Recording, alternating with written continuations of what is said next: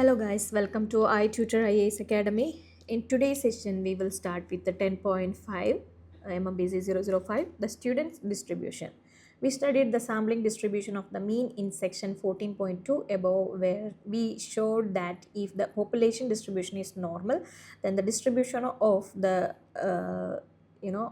equation is the standard normal distribution. In actual practice, the value of the population standard deviation sigma is often unknown, which makes it necessary to replace this with an estimate, usually by S, the sample standard deviation. In such a cases, we would like to know the exact sampling distribution of 4 random samples from normal population, and this is provided by the T distribution, which is also known as the students T distribution after the pen name adopted by its author.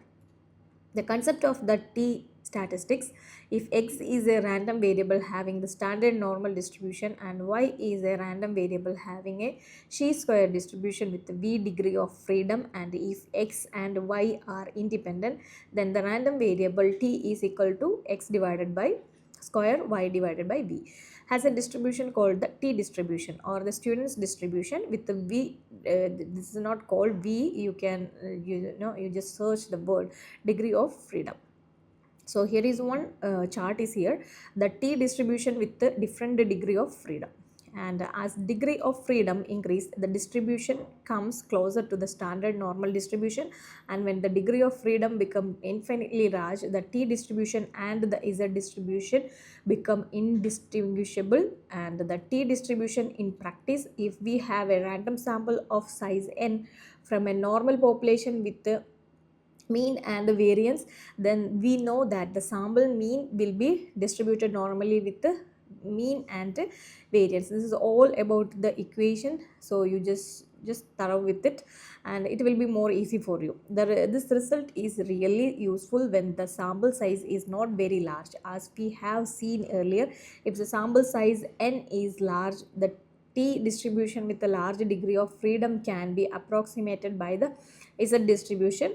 The T distribution is used when the degree of freedom are not larger than 30. If the degree of freedom are larger than 30, the T distribution is approximated by the standard normal or the Z distribution.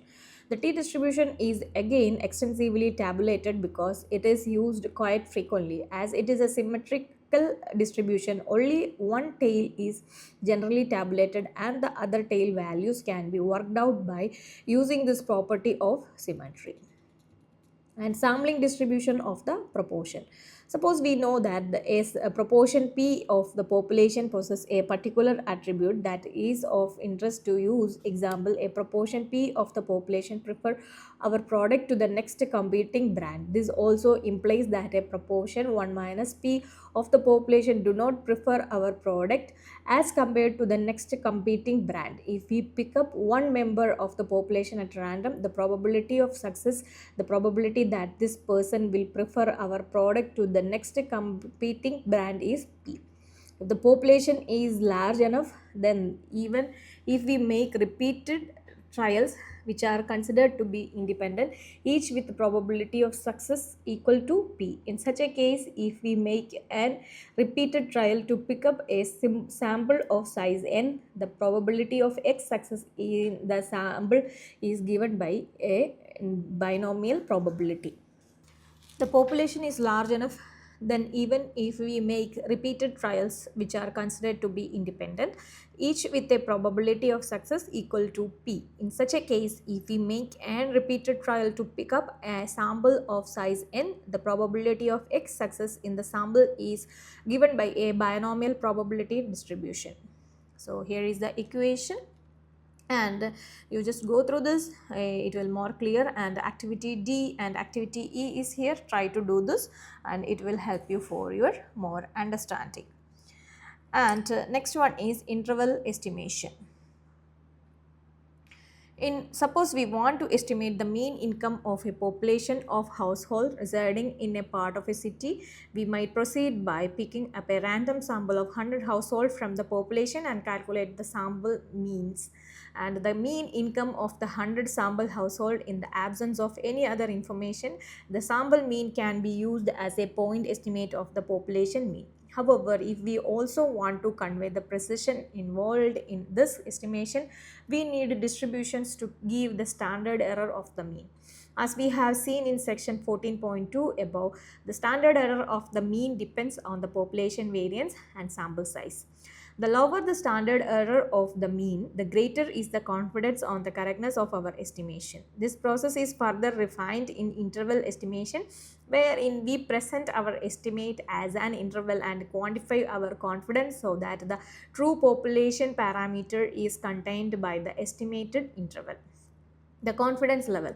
As mentioned earlier, the sample mean is our estimate of the population mean. If we are asked to give an interval as our estimate, then we would add a range on the upper and the lower side of the sample mean and give that interval as our estimate. The larger the interval, the greater is our confidence that the interval does contain the true population mean. It is to be noted that the true population mean is constant and is not a variable. On the other hand, the interval that we specify is a random interval whose position depend on the sample mean.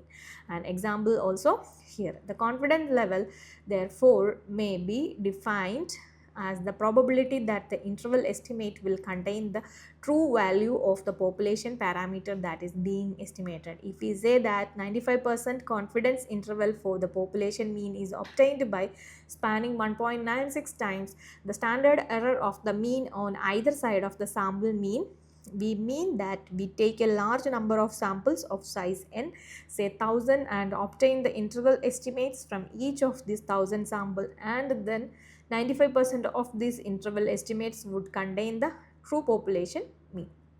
Confidence interval for the population mean. We shall now discuss how to obtain a confidence interval for the population mean. We still assume that the population distribution is normal and that the population affluent is not. Later we shall relax the second condition. Suppose it is known that the weight of a cement in packed bags is distributed normally with a standard deviation of 0.2 kg. A sample of 25 bags is picked up at random and the mean weight of cement is these 25 bags is only 49.7 kg. We want to find a 90% confident interval for the mean weight of cement in filled bags. So these are the equations and the distribution x. Here is a chart for that, and you just look at the shaded portion of this. So distribution with a 24 degree of freedom and the shaded area is 0.90. So here the area under the distribution and the sample size. In earlier section above, we have seen how the sampling distribution of a statistic help us in developing a confidence interval for the corresponding population parameter. In this section, we shall present another application of the sampling distribution. We have earlier referred to the fact that in some situation, the sample size required can be determined on the basis of the precision of the estimate. We shall now demonstrate this process. And sample size for estimating population mean, we assume that the population distribution is normal and the population standard deviation is null.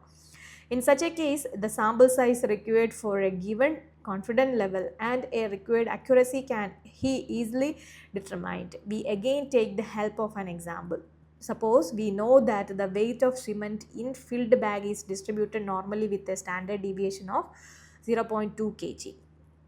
And sample size for estimating population proportion. Suppose we want to estimate the proportion of consumers in the population who prefer our product to the next competing brand.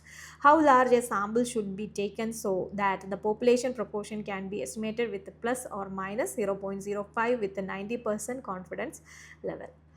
So here is the equation, and activity F is here, activity G is here, H is here, and summary of this chapter is here. So you just try to do all activities, it will help you for your more understanding. And we have introduced the concept of sampling distribution in this unit. We have discussed the sampling distribution of some commonly used statistics and also shown some application of the same. Sampling distribution of a sample statistic have been introduced as a probability distribution or the probability density function of the sample statistics. In the sampling distribution of the mean, we find that if the population distribution is normal, the sample mean is also distributed normally. the same mean but with a smaller standard deviation. In fact, the standard deviation of the sample mean, also known as the standard error of the mean, is found to be equal to the population standard deviation divided by the sample size. We have also presented a very important result called the central limit theorem, which assures us that if the sample size is large enough, that is greater than 30, the sampling distribution of the mean could be approximated by a corresponding normal distribution with the mean and standard deviation as given in the preceding paragraph. Okay, so this is a summary and self-assessment questions also here. You just go through one by one questions and try to do it. In between, any doubts you can contact us, we will help you, because the practice section will help you for your term and examination and your assignment questions also. Okay, so for more videos of IGNOU MBA, you just do like, share and subscribe our channel. Thank you for your support. i-tutor Academy presents IGNOU MBA complete syllabus coverage classes for individual students, semester-wise subject with online and flexible timing. For more details, contact on +916 238 21785.